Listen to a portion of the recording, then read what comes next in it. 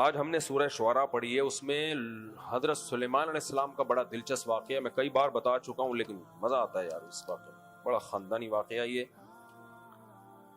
اللہ تعالیٰ فرماتے ہیں وَلَقَدْ آتَيْنَا دَاوُودَ وَسُلَيْمَانَ عِلْمًا، ہم نے داؤد اور سلیمان کو علم دیا. بنی اسرائیل کے دو جلیل القدر پیغمبر گزرے، داؤد علیہ السلام اور سلیمان علیہ السلام، اور ایسے ایسے معجزے دیے اللہ نے داؤد اور سلیمان علیہ السلام کو کہ انہوں نے کہا الحمدللہ الذی فضلنا علی کثیر من عبادہ المؤمنین. لوگوں، اللہ کا ہم پر بہت بڑا فضل ہے، تمام تعریفیں اس اللہ کے لیے جس نے ہمیں بہت سارے لوگوں پر فضیلت دی. اور اللہ کہتے ہیں داؤد علیہ السلام کے وارث تھے سلیمان علیہ السلام. داؤد علیہ السلام کی بہت ساری شادیاں تھیں، معذرت چاہتا ہوں، تو آپ کی اولاد بھی بہت ساری تھی، اس پہ بھی میں دوبارہ آپ سے معذرت چاہتا ہوں. تو آپ کہیں گے ان کی شادیاں تھیں تو آپ کیوں معذرت کر رہے ہو؟ یہ میں بتا رہا ہوں مجبوراً، کہتے ہیں نا شادیوں کا ٹاپک لے آتا ہے. تو بہت سارے بیٹے تھے، ان میں اللہ نے سلیمان علیہ السلام کو آپ کا والی اور وارث بنایا. فرمایا کہ وَوَرِثَ سُلَيْمَانُ دَاوُودَ قَالَ يَا أَيُّهَا النَّاسُ عُلِّمْنَا مَنطِقَ الطَّيْرِ. آپ نے لوگوں سے کہا اے لوگو، اللہ نے ہمیں پرندوں کی بولی سکھائی ہے. اب پرندے تو بولتے نہیں ہیں، سوال پیدا ہوتا ہے بھائی کوئی نہ کوئی طریقہ پرندوں کا بھی میسج پہنچانے کا ہوتا ہے. تو سائنس اتنی ترقی کر رہی ہے، پرندوں میں بھی آپس میں کوئی کمیونیکیشن کا پورا سیٹ اپ ہوتا ہے، بہت سارے جانوروں میں بھی ہوتا ہے. تو اللہ نے سلیمان علیہ السلام کو سکھایا. تو وَحُشِرَ لِسُلَيْمَانَ جُنُودُهُ مِنَ الْجِنِّ وَالْإِنسِ وَالطَّيْرِ. ایک دفعہ سلیمان علیہ السلام اپنے لشکر کے ساتھ جا رہے ہیں جس میں جنات بھی ہیں، انسان بھی ہیں اور پرندے بھی. عامل نہیں تھے اتفاق سے، کیونکہ جہاں عامل ہوتے ہیں تو وہاں اتفاق سے جنات آتے ہیں، لیکن چونکہ سلیمان علیہ السلام موجود تھے اس لیے عاملوں کا وہاں کوئی گزر نہیں تھا. ٹھیک ہے نا، یہ وہاں جا کے ناٹک واٹک ڈرامے بازی کر نہیں سکتے تھے. فَهُمْ يُوزَعُونَ، ان کو روکا گیا. پورا لشکر چل رہا ہے. حَتَّى إِذَا أَتَوْا عَلَى وَادِ النَّمْلِ، چیونٹیوں کی ایک وادی کے پاس سے گزرے. قالت نملۃ، چیونٹی کہنے لگی یا ایھا النمل ادخلوا مساکنکم، اے چیونٹیوں اپنے بلوں میں داخل ہو جاؤ، سلیمان اور اس کا لشکر تمہیں لا یحطمنکم، روند نہ ڈالے. وہم لا یشعرون، اور ان کو پتہ بھی نہیں چلے گا. سب مرے پڑے، سب کے جنازے ہوں گے یہاں پہ. آج سائنس نے یہ بات ثابت کی ہے، بہت سارے جانوروں کو نا جو آفت آ رہی ہوتی ہے کوئی بڑی، اس کا پہلے سے علم ہو جاتا ہے. سلیمان علیہ السلام کا تو لشکر کوئی زلزلے سے کم تھوڑی تھا، وہ بہت بڑا لشکر تھا. تو سلیمان علیہ السلام نے جب چیونٹی کی بات سنی نا، فتبسم ضاحکا، کھل کھلا کے ہنس پڑے اور اللہ کا شکر ادا کیا. ربی اوزعنی، اے اللہ مجھے توفیق دے کہ میں تیرا شکر ادا کروں. کیا مطلب؟ اتنی بڑی نعمت تو نے مجھے دی کہ چیونٹی کا جو میسج باقی چیونٹیوں کے لیے تھا وہ بھی مجھے سمجھ میں آتا ہے. تو اللہ سے کا شکر ادا کر رہے ہیں. اے اللہ، یہ معجزہ تھا سلیمان علیہ السلام کا، تو معجزے کی نسبت کس کی طرف ہوتی ہے؟ اللہ کی.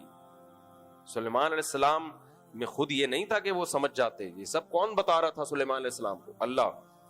اے اللہ مجھے توفیق دے کہ میں اس نعمت کا شکر ادا کروں جو تو نے مجھ پر کی، وعلی والدیہ، اور میرے والدین پر کی. پیغمبر ہر دعا میں اپنے والدین کو یاد رکھتے ہیں. میرے والدین پر بھی، داؤد اور جو آپ کی والدہ تھیں، کہ انہی کی برکت سے مجھے یہ سب کچھ ملا ہے. وَأَنْ أَعْمَلَ صَالِحًا تَرْضَىٰ، اے اللہ اتنی بڑی نعمت تو نے مجھے دی، ایسا نہ ہو میں نیک عمل چھوڑ دوں. جب نعمتیں ملتی ہیں انسان اللہ کے قریب ہونے کے بجائے دور ہونا شروع ہو جاتا ہے. تو اللہ تو مجھے ایسے عمل کی توفیق دینا جس پہ تو خوش ہوگا. تو یہ یاد رہے گا، جب بھی کوئی نعمت ملے کیا دعا مانگنی اللہ سے؟ اے اللہ تو مجھے شکر کی توفیق دے اور مجھے نیک عمل کی توفیق دے. ایسا نہ ہو یہ نعمت مجھے ملی ہے تو میں تجھے بھول جاؤں. جب پسند کی شادی ہوتی ہے نا تو پہلی رات کو فجر کی نمازی بھی نہیں پڑھتے، کیونکہ دلہن مل گئی، اب اللہ کو یاد کرنے کی کیا ضرورت. ہمارے دوست ہیں مسجد میں، رفیع بھائی، نام لینے میں حرج نہیں ہے، وہ دولہا کا جس کی بھی شادی ہوتی ہے نا محلے میں، اس کو فجر میں چیک کرتے ہیں آیا کہ نہیں آیا، اور پھر وہ اس کی کلاس لیتے ہیں. وہ جو نمازی ہو پہلے سے، جو نمازی نہیں ہے وہ تو پہلے بھی نہیں آیا. کوئی نمازی رخصتی والی رات کو فجر کی جماعت میں شارٹ ہونا، تو رفیع بھائی نے اس کو چھوڑنا نہیں. پھر اس کو گھنٹہ سمجھاتے ہیں، اس کا باپ بھی آتا ہے اگلے دن. صحیح. تمہاری شادی ہوئی ہے تم فجر میں کیوں نہیں؟ اور چیک کر رہے ہوتے ہیں آ رہا ہے کہ نہیں آ رہا. اس لیے ہمارے محلے میں جس کی بھی شادی ہو اللہ کے خوف سے آئے نہ آئے, رفیع بھائی کے خوف سے وہ ضرور آئے. تو جب نعمت ملے تو بھائی اللہ کو مت بھولو, اللہ کو یاد رکھو. یہ سلیمان علیہ السلام کی دعا سے ہمیں پتہ چلتا ہے. اور کہنے لگے یہ بہت اہم بات, وَأَدْخِلْنِي بِرَحْمَتِكَ فِي عِبَادِكَ الصَّالِحِينَ, اے اللہ اپنے نیک بندوں کی فہرست میں مجھے بھی شامل کر لے. کتنی تواضع ہے یار, پیغمبر سے بڑا کوئی ہوتا ہے قوم میں؟ پھر بھی میں نہیں کر رہے کہ میں سب سے بڑا ہوں تو باقی لوگوں کو میری فہرست میں شامل کر لے نا. کیسے اپنے آپ کو سوسائٹی کا ایک ادنا فرد قرار دے کر, اے اللہ تیرے بہت سے نیک بندے ہیں تو مجھے بھی ان نیک بندوں میں شامل کر لے.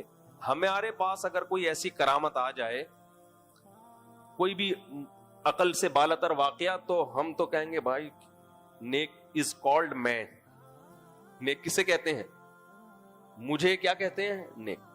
تو آپ بھی میرے جیسے بنو تو تمہارے ساتھ بھی یہ کرامتیں ہوں. لیکن سلیمان علیہ السلام کہہ رہے ہیں اللہ تیرے جو نیک بندے ہیں مجھے بھی ان کا ایک ادنا سا, گویا کہ مفہوم بیان کر رہا ہوں, مجھے بھی ان کا ایک ادنا سا فرد بنا دے.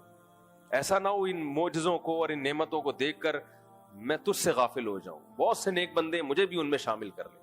اور آج بعض لوگوں نے دین کو ایسا بنا کے پیش کیا ہے کہ ایسا لگتا ہے 4-6 آدمیوں کے علاوہ کوئی دنیا میں نیک رہا نہیں, باقی سب گمراہ, باطل, جہنمی, فرقہ پرست, سب منجن. 4 آدمی ہیں. کوئی وہ ہے, ایک آدمی نے خواب میں دیکھا کہ جنت میں دال چاول بٹ رہے ہیں. اس نے کہا بھائی یہ کیا ہو رہا ہے؟ ہم نے تو سنا تھا بڑی مرغن دیگیں ہوں گی جنت میں. کہتے اب 4 فرشتے نے بولے 4 آدمی کے لیے دیکھ پکائیں کیا؟ بندے ہی نہیں ہے جنت میں, تو فی الحال ہم نے کیا انتظام کیا؟ تو ایسا نہیں ہوگا میرے بھائی, جنت میں بہت سارے لوگ جائیں گے. اچھا بھائی, تو وَتَفَقَّدَ الطَّيْرُ, قرآن کہتا ہے کہ سلیمان علیہ السلام نے ایک پرندے کو گم پایا. ام کان من الغائبین, کہتے ہیں مجھے کیا ہو گیا کہ مجھے ہدہد نظر نہیں آ رہا. یہ رپورٹ کون پیش کر رہا ہے؟ سلیمان علیہ السلام. ام کان من الغائبین, مجھے نظر نہیں آ رہا, یہ وہ مارکیٹ سے ہی شارٹ ہے.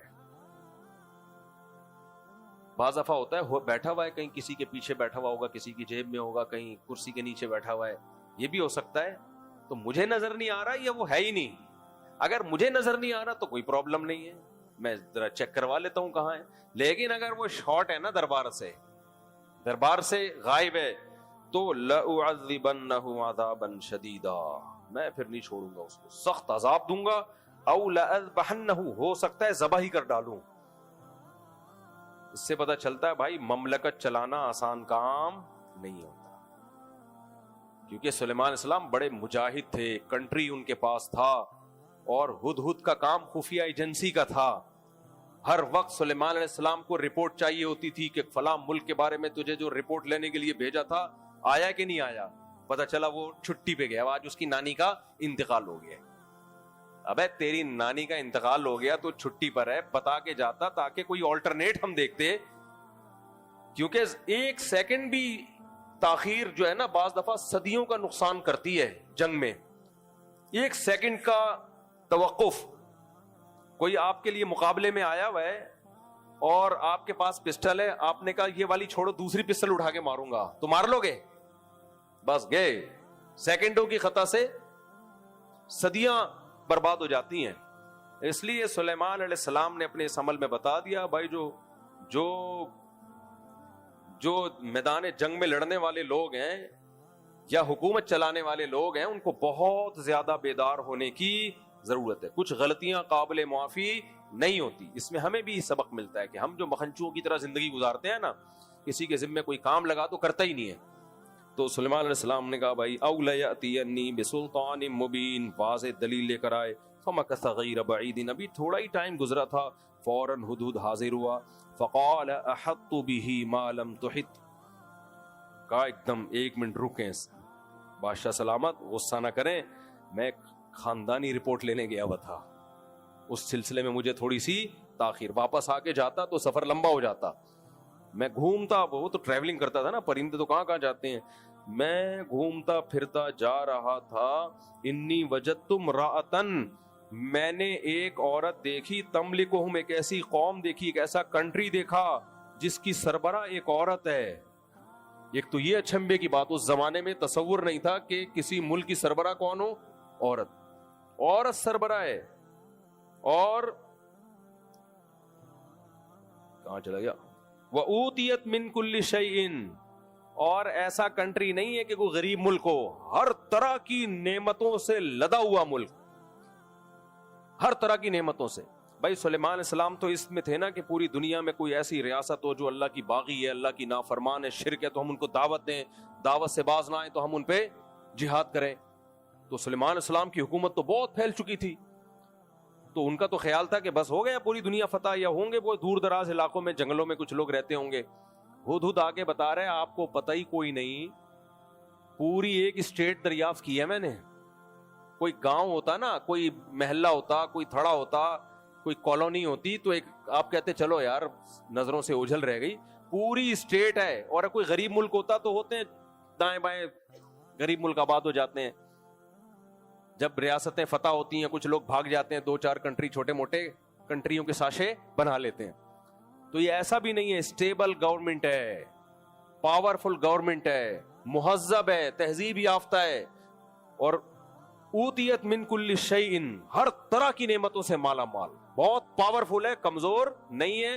وَلَهَا عَرْشٌ عَظِيمٌ، اور بادشاہ سلامت آپ کا جو تخت ہے نا، آپ کہتے ہیں بڑا ہیرے جواہرات جڑے ہوئے، اس کا بھی تخت معمولی نہیں. پہلے زمانے میں بادشاہوں کے تخت سے بھی اندازہ لگایا جاتا تھا اس ملک کی پوزیشن کیسی ہے. تو سلیمان علیہ السلام کا تو بڑا عالیشان تخت تھا، تو بہت خاندانی تخت رکھا ہوا ہے اس نے، جس پہ وہ جلوہ افروز ہوتی ہے ملکہ صاحبہ. تو پھر وہ ہدہد کہنے لگا وَجَدْتُهَا وَقَوْمَهَا يَسْجُدُونَ لِلشَّمْسِ، اتنا پاورفل کنٹری حرکتیں کیا کر رہے ہیں. صحیح ہے نا، اتنا پاورفل کنٹری. بھائی جب اکنامکلی کوئی مضبوط ہوتا ہے تو مینٹیلٹی بھی اچھی ہوتی ہے نا، مینٹل لیول بھی اونچا ہوتا ہے، کوئی چھچوری حرکتیں ایسے لوگ نہیں کرتے. تو کہتے ہیں اتنا پاورفل کنٹری لیکن حرکتیں کیا کر رہا ہے. وَجَدْتُهَا وَقَوْمَهَا يَسْجُدُونَ لِلشَّمْسِ، ملکہ بھی اور اس کی قوم بھی سورج کو سجدہ کرتے ہیں. یعنی بالکل ہی اوپر سے کیا ہیں، فارغ.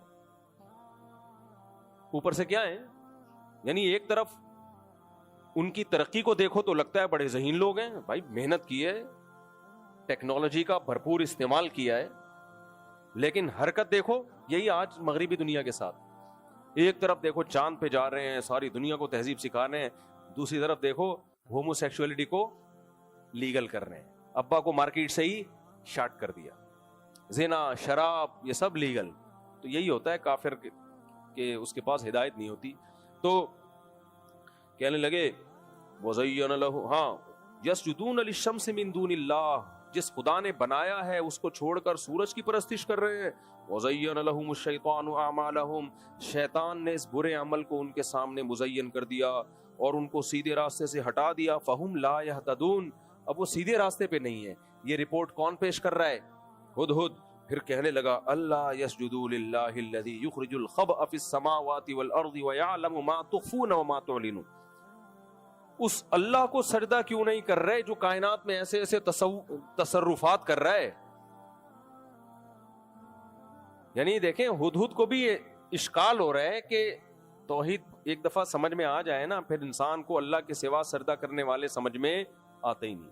تو جانور کہہ رہے ہیں عجیب باولے ہوئے ہیں، ٹھیک ہے نا. جو اصل خدا جس نے بنایا ہے، جو کائنات میں تصرفات کرتا ہے، اس کو چھوڑا ہوا ہے.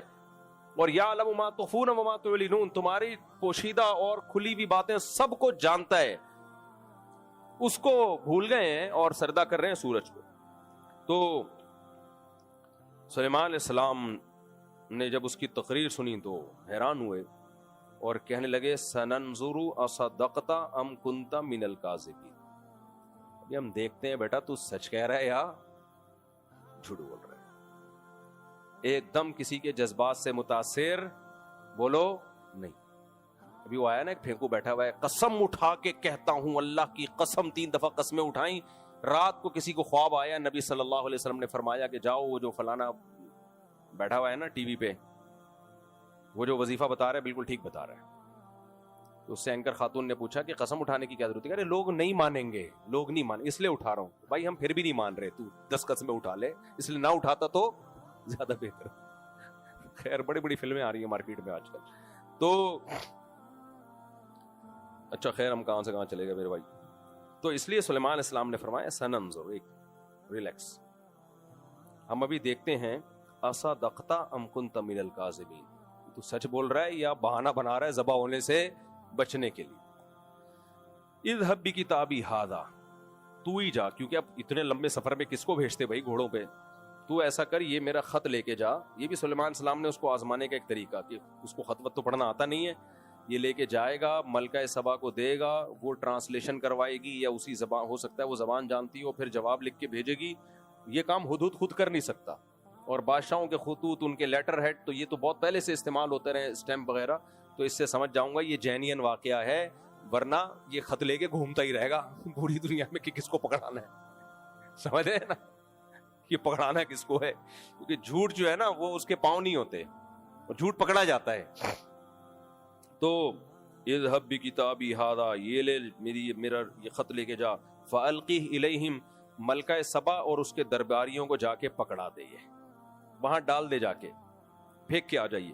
پہلے زمانے میں پرندوں کے ذریعے خط و کتابت ہوتی تھی، یہ بہت زیادہ پرانی بات نہیں ہے، چند سو سال پہلے تک یہ کام ہوتا تھا.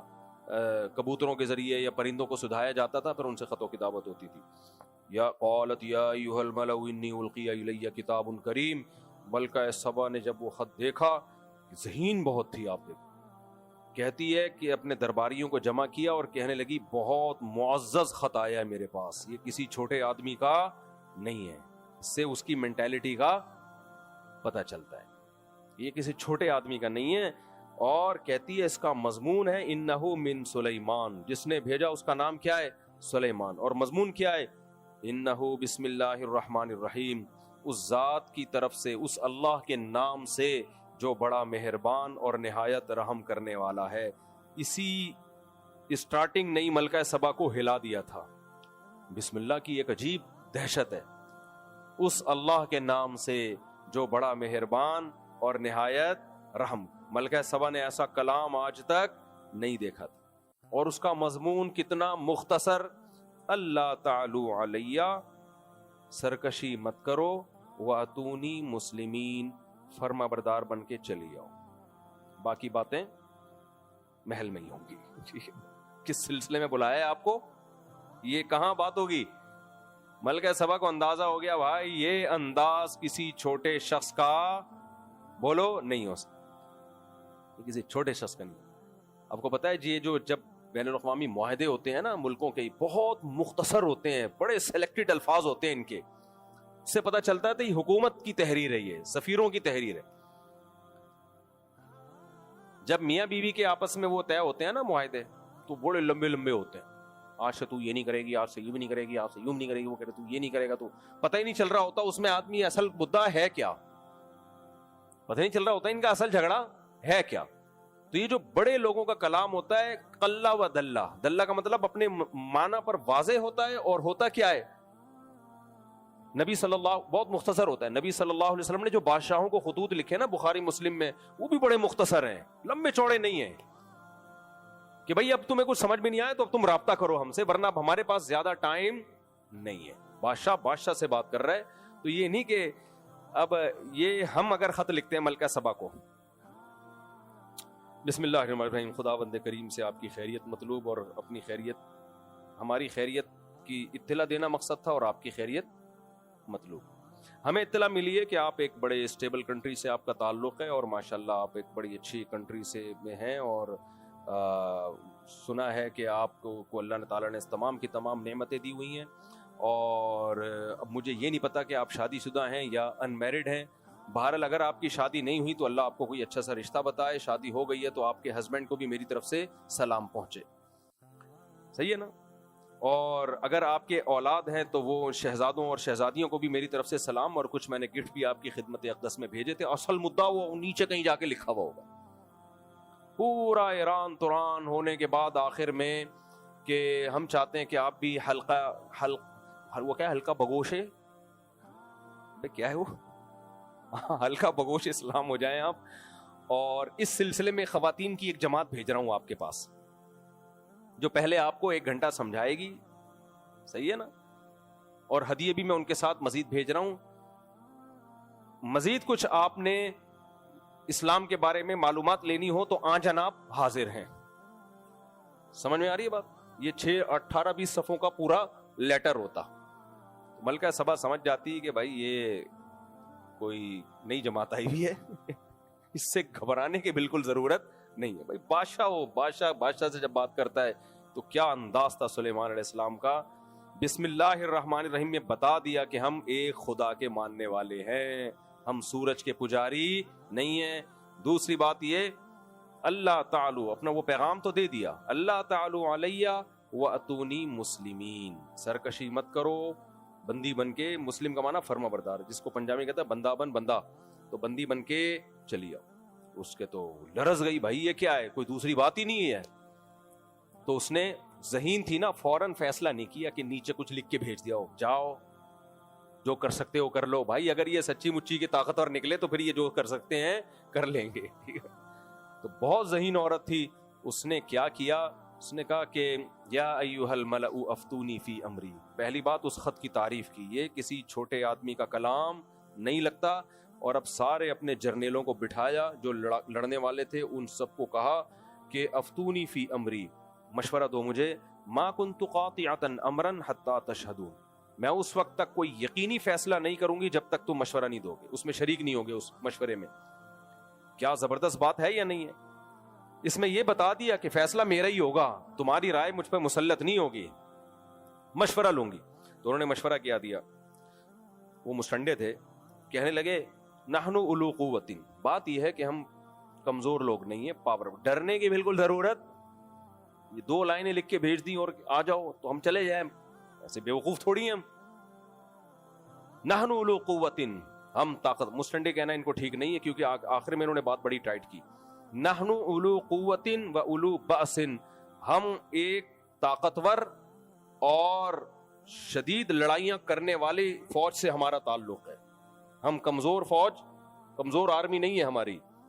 لیکن والامر الیک, فیصلہ آپ نے کرنا ہے.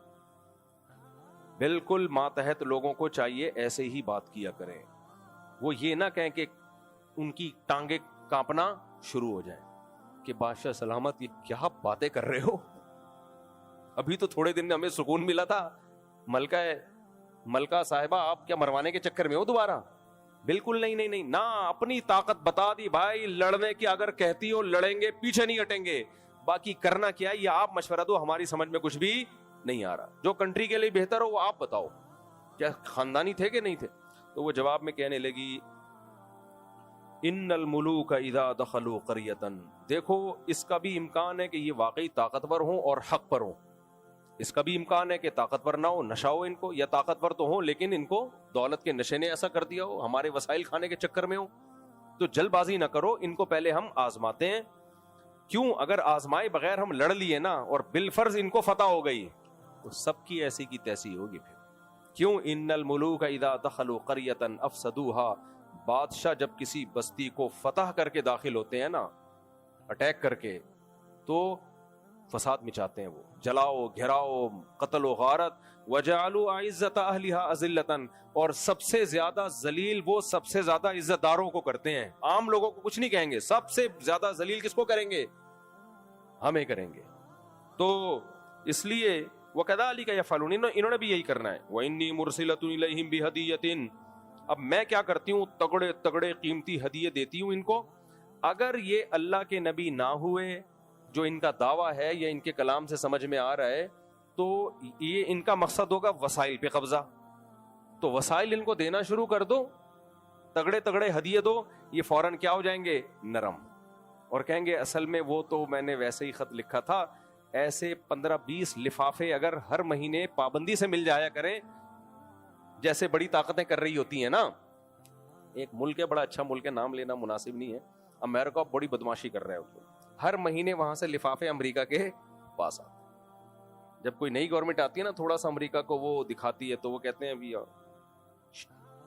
صحیح ہے نا, آ رہا ہوں میں, کس سلسلے میں آ رہا ہوں ابھی چھوڑو, بے زیادہ ان سیاسی باتوں میں نہیں جاتا. تو نام منہ سے آ رہا ہے لیکن آ نہیں رہا منہ سے. امریکہ نے بھی دھمکی دی ہے کنٹری کو نا کہ جو تمیز سے ہمیں دے رہے تھے نا دے دیا کرو, ورنہ کیونکہ اب نظریہ نہیں ہے نا, بس وسائل ہی پہ قبضہ ہے. اسلامی لڑائی نظریاتی جنگ ہوتی ہے, اس کا مقصد وسائل برائے وسائل نہیں ہوتا. تو اس نے کہا کہ نظریاتی جنگ ہے یا وسائل چاہیے تو میں ان کو دیتی ہوں کچھ پیسے, تو ہو سکتا ہے یہ اس کو دیکھ کے پگھل جائیں. آج بھی یہ ہو رہا ہے کہ بعض دفعہ کوئی باطل آدمی دو لفظوں میں کسی کی تعریف کر دے تو وہ سارا پگھل جاتا ہے بالکل نا. وہ تو کیا کیا انہوں نے, بس یہ آیت کر کے میں آج کا وہ ختم کرتا ہوں, باقی پھر انشاءاللہ ہم کل مکمل کریں گے اس کو. فَنَاظِرَةٌ بِمَا يَرْجِعُ الْمُرْسَلُونَ, دیکھتی ہوں واپس کیا جواب لے کر آتے ہیں. فَلَمَّا جَاءَ سُلَيْمَانَ, جب وہ ہدیے گفٹ کروڑوں اربوں خربوں روپے کے سلیمان علیہ السلام کے پاس آئے نا, قَالَ أَتُمِدُّونَنِي بِمَالٍ, کہا یہ کیا ہو رہا ہے, میں تم سے کیا کہہ رہا ہوں اور تم کروڑوں خربوں روپے کے ہیرے جواہرات مجھے پیسوں کے ذریعے ہماری مدد کرنا چاہتے ہو. یعنی ہم کوئی کمزور گورنمنٹ ہیں تو آپ چاہتے ہو کہ ہمیں پیسے ویسے دے دیا کریں تاکہ ہم تھوڑا سا اسٹیبل رہیں اور ہمیں ٹیکس ملتا رہے.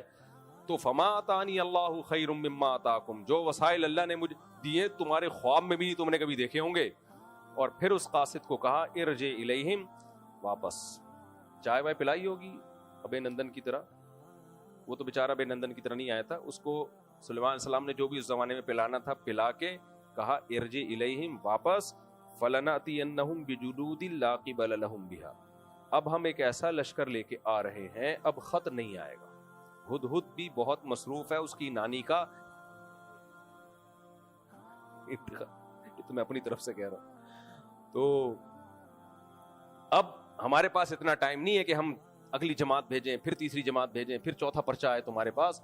ہم ایک لشکر لے کے آ رہے ہیں, لا قبل لہم بہا, تم اس کے سامنے ٹھہرنے کا تصور بھی نہیں, کیونکہ اس میں جنات بھی ہوں گے, ٹھیک ہے نا, جنات بھی ہوں گے, انسان بھی ہوں گے, جنات طاقتور فوج ہوگی.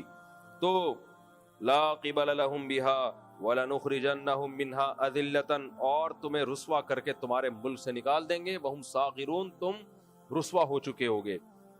تو یہ دھمکی گئی ہے ملکہ سبا کے پاس. اس نے کہا بھائی پہلے تفتیش احوال جا کے کرو, اپنی آنکھوں سے دیکھو, قاصد بھیجو کہ ہم مذاکرات کے سلسلے میں حاضر ہونا چاہتے ہیں, ٹھیک ہے نا, سامنے بیٹھ کے فیس ٹو فیس بات ہوگی. تو عقل مند تھی نا. تو پھر وہ کیا ہوا آگے انشاءاللہ یہ ہم کل سے شروع کرتے ہیں, آج وقت بہت زیادہ ہو گیا. یہ واقعہ کئی بار میں سنا چکا ہوں لیکن اس میں اسباق بہت زیادہ ہیں, اسباق بہت زیادہ ہیں. تو سلیمان علیہ السلام فرمایا ارجع, واپس. فلناتینہم بجنود لا قبل لہم, ایسا لشکر لے کے آ رہا ہوں جو اس کا مقابلہ نہیں ہو سکے گا. تو اب انسان بن کے واپس. سلیمان علیہ السلام کو نا اطلاع مل گئی کہ یہ دھمکی اثر کر گئی ہے اور ملکہ سبا نے پروگرام بنا لیا ہے اپنے جو لاہو لشکر کے ساتھ سلیمان علیہ السلام کے پاس آنے کا اور مذاکرات کی میز پہ بولو بیٹھنے کہ مذاکرات کرتے ہیں, بھائی کیا چاہتے ہو.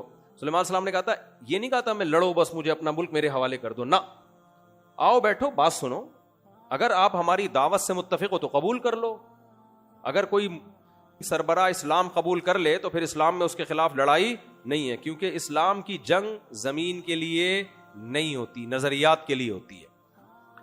تو ملکہ سبا نے کہا چلو بھائی چلتے ہیں. ملکہ سبا آ گئی, وہ سارے جو ان کے تھے درباری اور وہ بڑے جو ان کی فوج کے بڑے بڑے کمانڈر تھے سارے آئے. سلیمان علیہ السلام نے کہا بھائی دیکھو سمجھدار خاتون معلوم ہوتی ہے, سمجھدار نے کہ تفتیش کر رہی ہے ہدیے دے کے, اور میں نے بول دیا آ جاؤ تو آ بھی رہی ہے, وہ بھی ہدہد کو بھیجا ہوگا پتا کر کیا باتیں ہو رہی ہیں, ٹھیک ہے نا. تو تفتیش اب کیا ہے کہ سلیمان علیہ السلام نے سوچا کہ آنے سے پہلے تھوڑا اسے اپنے معجزے دکھاؤ. یہ جو واقعہ ہے سلیمان علیہ السلام نے کہا کہ ایکم یاتینی بعرشہا قبل ان یاتونی مسلمین, کہ کون ہے اس کا عرش تخت اٹھا کے لے آئے اس کے یہاں پہنچنے سے پہلے. یہ سلیمان علیہ السلام خود نہیں کر رہے, اپنے کسی امتی کے ذمے لگا رہے ہیں, امتی کے ذمے لگا رہے ہیں. تو قرآن کہتا ہے قال عفریت من الجن, ایک جن نے کہا انا آتیک بہ قبل ان تقوم من مقامک. بھائی وہاں اس کا یہاں تک پہنچنا تو دور کی بات, حضرت آپ مجلس برخاست ہوگی اس سے پہلے میں لے آؤں گا یہاں پہ. قرآن کہتے ہیں قال الذی عندہ علم من الکتاب. ہم کہہ سکتے ہیں بھائی جن تھا نا, وہ جن تو اڑ کے جائے گا, اٹھا کے لے آئے گا, یہ تو کرامت تو نہ ہوئی. تو ایک بزرگ نے کہا جن کو اللہ نے کتاب کا علم یعنی زبور کا علم دیا تھا, انہوں نے کہا انا آتی کا بھی قبل ان یرتد الیک طرفک, میں آپ کے پاس لے کر آؤں گا آپ کی پلک جھپکنے سے پہلے. یہ کہا اور تخت حاضر. یہ کیا تھی بھائی؟ یہ سلیمان علیہ السلام کا معجزہ تھا اور اس ولی کی کرامت. یہ سلیمان علیہ السلام کا معجزہ کیوں تھا؟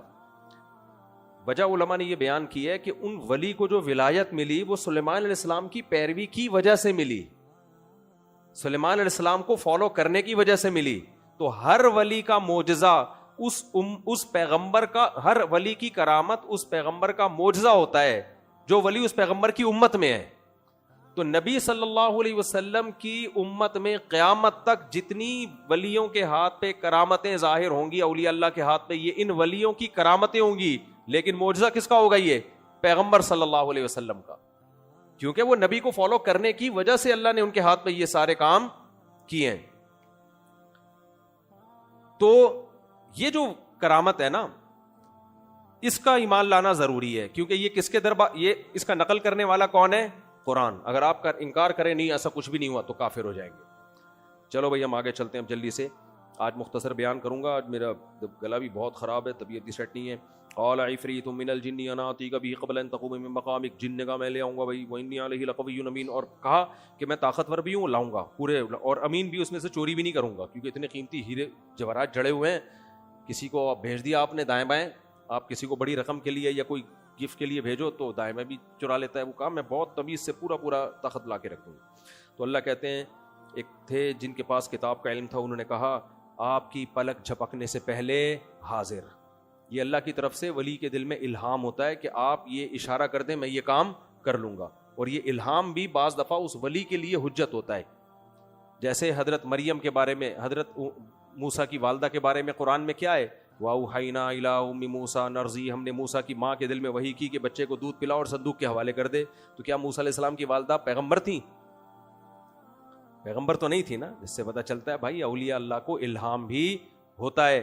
لیکن وہی بات ہے کہ اگر آپ کو ان کے برحق ہونے کا یقین ہے تو آپ مان لو, اگر آپ کا خیال ہے کہ یہ ثقہ نہیں ہے تو نہیں مانو. آپ کافر نہیں ہوگے, آپ اس سے پیغمبر کے وحی کا انکار کرنے سے کافر ہو جاؤ گے.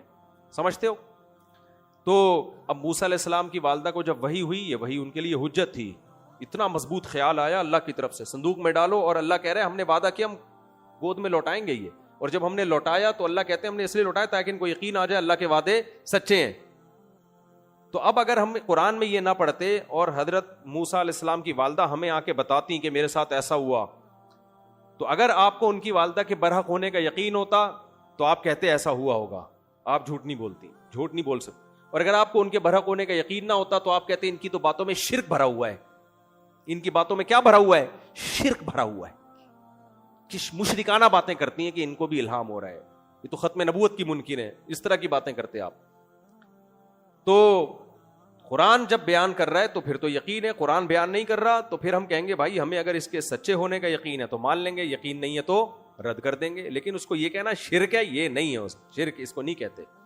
تو اللہ تعالیٰ فرماتے ہیں جب سلیمان علیہ السلام نے دیکھا نا کہ وہ بزرگ کہہ رہے ہیں کہ میں پلک جھپکنے سے پہلے تخت لاؤں گا, یہ کہا اور تخت حاضر. اتنی جلدی تو میری وہ شادی بھی نہیں ہوئی تھی جو میں نے کل واقعہ سنایا تھا, اس میں بھی تھوڑا ٹائم لگا تھا.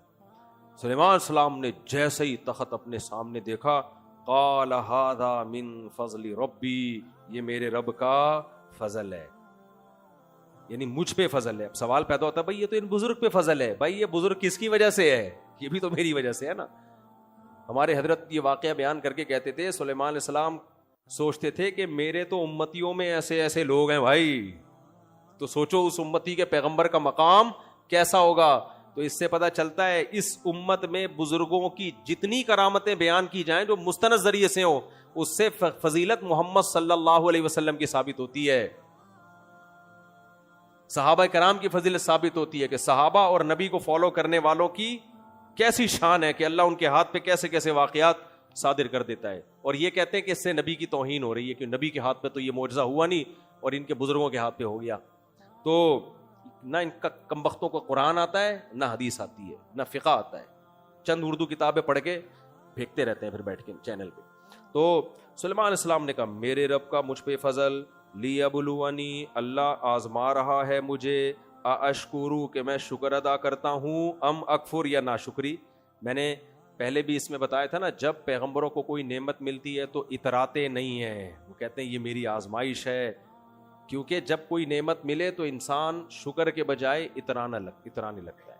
ہمارے ساتھ کوئی اتفاق سے ایسا واقع ہو جاتا، میرا کوئی مرید ہوتا، 2-4 فرشتے اس کے ساتھ آ جاتے، میں کلپ بناتا، دیکھا مجھ سے بیعت ہوا 4 فرشتے. یہاں وہ واقعہ مجھے یاد آتا ہے، ایک پیر صاحب تھے، ایک مرید نے ان سے کہا کہ حضرت آج میں نے زبردست خواب دیکھا. پیر صاحب تو چاہتے ہیں خواب آ کے سناؤ مجھے میرے فضائل میں، جاہل پیر جو ہوتے ہیں. کہا میں نے خواب دیکھا کہ آپ کی انگلیاں شہد میں اور میری انگلیاں پخانے میں.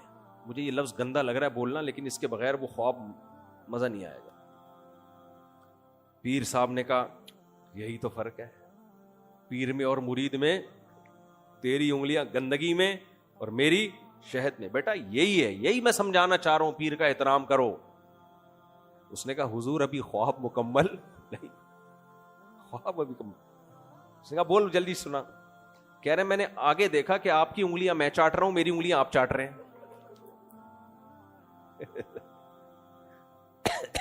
تو یہ جاہل پیروں کا یہ حساب ہوتا ہے. تو جب کوئی نعمت ملتی ہے نا تو جاہل پیر کیا کرتے ہیں؟ اتراتے ہیں، بتاؤ لوگوں کو، بتاؤ، بلاؤ یار دیکھیے کیا ہے میرے بارے میں، کیا ہے لوگوں. تو سلیمان علیہ السلام نے جب اتنی بڑی نعمت دیکھی یار، سیکنڈوں میں، بلکہ سیکنڈ بھی نہیں، سیکنڈ سے بھی کم میں وہ حاضر. تو فوراً کہنے لگے یہ اللہ کا فضل ہے، اللہ چاہتا ہے، دیکھنا چاہتا ہے، مجھے آزما رہا ہے کہ میں اس کا شکر گزار بنتا ہوں یا نا شکرا. پھر کہنے لگے وَمَن يَشْكُرْ وَمَن شَكَرَ فَإِنَّمَا يَشْكُرُ لِنَفْسِهِ، جو شکر کرتا ہے اپنا ہی فائدہ ہوتا ہے اس میں. یعنی اپنے آپ کو تنبیہ کر رہے ہیں، انسان کو پتہ چلتا ہے اپنے لیے بھی نصیحت کی ضرورت ہے اس کو. وَمَن كَفَرَ فَإِنَّ رَبِّي غَنِيٌّ كَرِيمٌ، اور جو ناشکری کرے میرے رب کو اس کوئی پرواہ نہیں ہے، وہ مستغنی ہے، اسے ضرورت نہیں ہے. پھر سلیمان علیہ السلام نے کہا ایسا کرو، بالکل وہی ڈیزائن کا تخت ہوگا، وہ تو آگ کے دیکھتے ہی پہچان جائے گی، ہم تھوڑا سا اس کو سرپرائز دینا چاہتے ہیں، کیونکہ یہ پاسبل ہی نہیں ہے نا اتنی جلدی تخت آ جائے. دیکھو یہ بھی دعوت تبلیغ کا ایک طریقہ ہے یا نہیں ہے، کیسا ٹیکنیکل طریقہ. تو اس سے پتہ چلتا ہے تبلیغ کا کوئی صرف ایک طریقہ متعین نہیں ہے. جس وقت آپ کو جو طریقہ کسی کو دین پہ لانے کے لیے سوٹیبل لگ رہا ہو وہ طریقہ آپ اختیار کریں. سلیمان علیہ السلام کو یہ طریقہ اختیار کیا کہ تخت اٹھا کے لیا، اس پہ بھرم آئے، بھرم، صحیح ہے نا، بھرم میں آ جائے گی وہ کہ بھائی یہ کیا ہے، یہ کیسے معجزے ظاہر ہو رہے ہیں. تو سلیمان علیہ السلام نے کہا بھائی اس تخت کی سیٹنگ تھوڑی سی چینج کر دو، بالکل وہی نہ ہو، تھوڑا سا کنفیوز ہو. تو پھر ہم دیکھنا چاہتے ہیں کہ وہ اس تخت کو پہچانتی ہے یا نہیں پہچانتی. کیونکہ پہلے زمانے میں یہ تو نہیں تھا کہ آئی فون سے تصویر کھینچ کے بھیجی اور انہوں نے فوراً اسی جیسا بنا لیا. کوئی بندہ پہلے وہاں سے چلے گا، اس کا ڈیزائن بتائے گا، ایسا ڈیزائن ہے، اتنے انچ تخت چوڑا لمبا، اور اس میں یہ ہیرے جواہرات اور یہ یاقوت اور مرجان اس ڈیزائن میں. ایسے کاپی کرنا ناممکن تھا اسی اسٹائل کا. تو اس لیے تھوڑے سے نٹ بولٹ جو ہے نا تخت کے دائیں بائیں کروا دی. فلما جاءت، ملکہ سبا جب آئی، قیل اہکذا عرشک، اس سے کہا گیا تمہارا تخت اسی طرح کا ہے. قالت کانہ ہو، کنفیوز ہو گئی، یعنی مجھے لگ رہا ہے یہ بالکل وہی ہے. لیکن اب ظاہر ہے وہ ہو بھی نہیں سکتا کہ اتنی جلدی کہاں سے آ گیا، ہم سے پہلے تخت کیسے پہنچ گیا. لیکن یہ معجزے آج ہمارے یہاں ہو رہے ہیں. دلہن سے پہلے جہیز پہنچ جاتا ہے. داماد ایسے بغیرت مارکیٹ میں آ رہے ہیں، کہہ رہے ہیں دلہن بعد میں بھیجنا، جہیز پہلے. انہوں نے بھی جنات رکھے ہوئے ہوتے ہیں جو پہلے سے جہیز اٹھا کے لے آتے. اچھا خیر. فلما جاءت قیل اہکذا عرشک، کیا تمہارا تخت بھی اس طرح؟ اس نے کہا ایسے ہی لگ رہا ہے. وَأُوتِينَا الْعِلْمَ مِنْ قَبْلِهَا، اور کہنے لگی ہمیں پہلے سے آپ کے بارے میں معلومات تھی کہ آپ کے پاس بڑی ترقی ہے، تو اسی ٹائپ کا کچھ بنایا ہے بھائی، آپ نے بنا سکتے ہو آپ.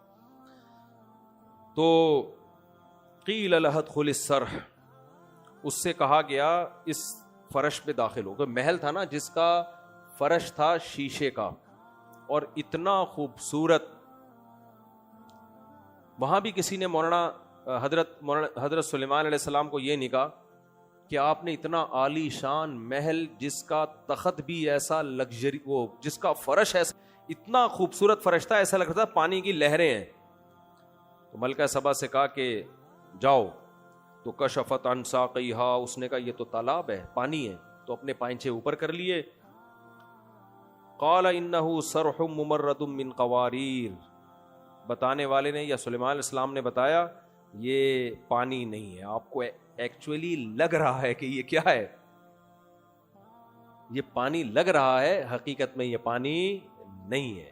ایک وہ دور تھا بنی اسرائیل کا جب فرعون ظلم کر رہا تھا ان کے اوپر, اور اللہ نے ارادہ کیا تھا اس قوم کو دنیا کا امام بناؤں. کیسا امام بنایا, کیسا عالی شان محل بنایا.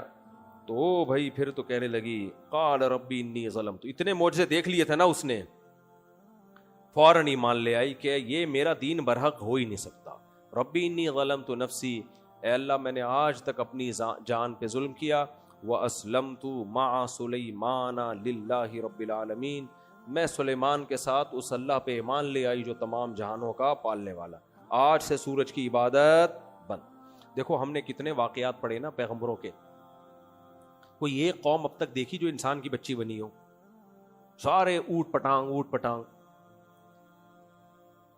اور یہاں ایک فرد نہیں, پوری ملکہ اپنی قوم سمیت پوری ریاست اسلام میں داخل ہو رہی ہے.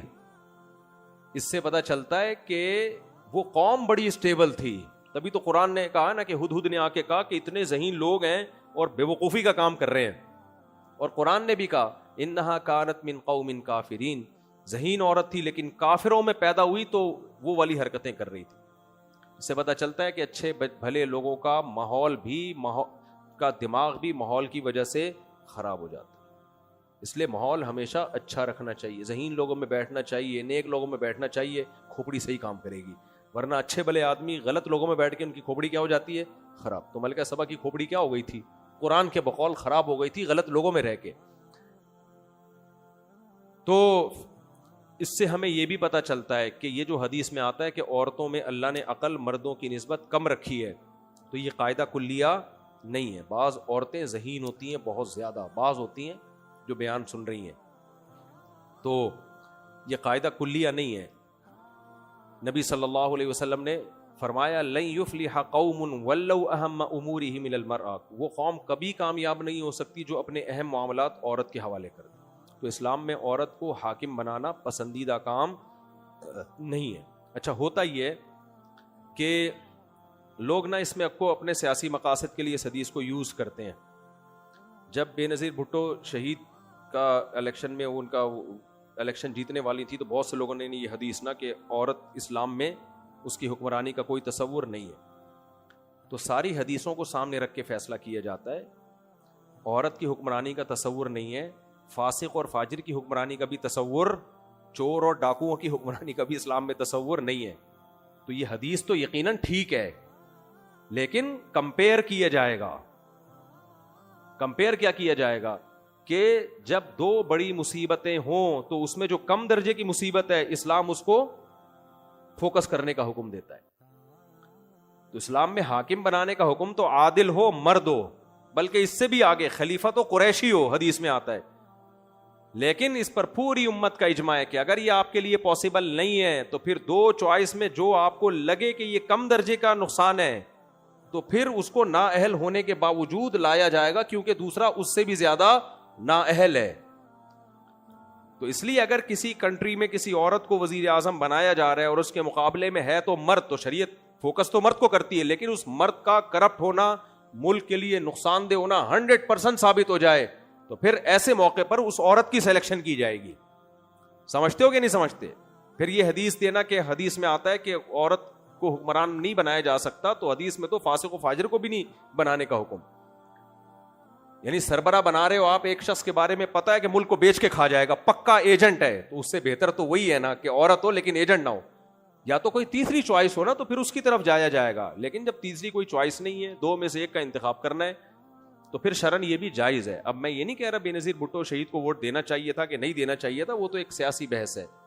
لیکن ہمارے جو سیاسی لوگ ہیں وہ جانتے بوجھتے ہوئے بھی بعض دفعہ مذہب کا غلط استعمال کر رہے ہوتے ہیں سیاست کے لیے. پھر انہی کو جب اتحاد کرنا ہوتا ہے تو وہ ساری حدیثیں بھول جاتے ہیں, ٹھیک ہے نا, وہ سب حدیثیں غائب ہو جاتی ہیں.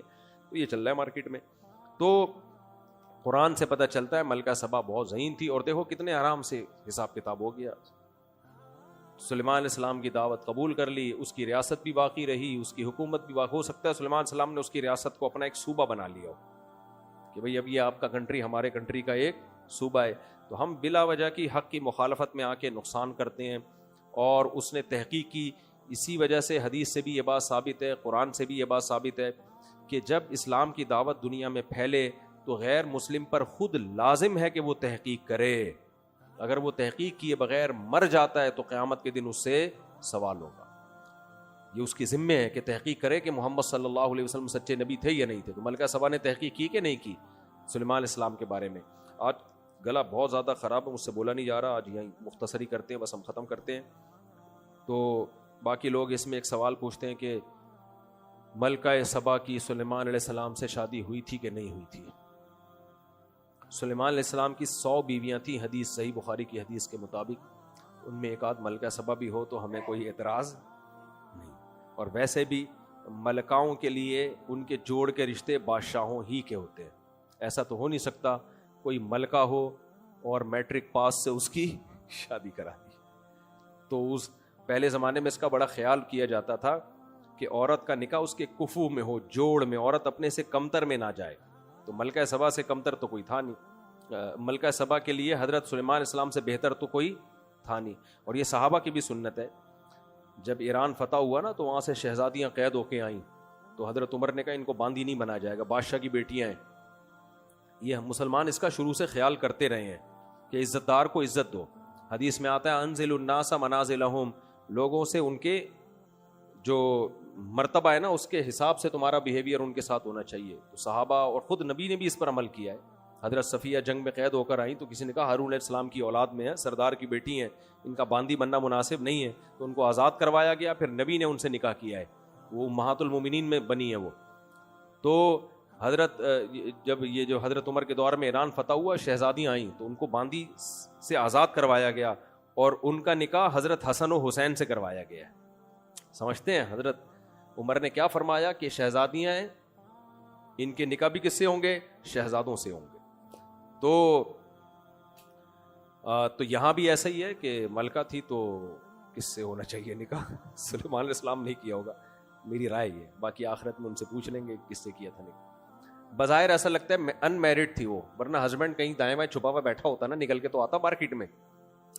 تو اللہ تعالیٰ ہمیں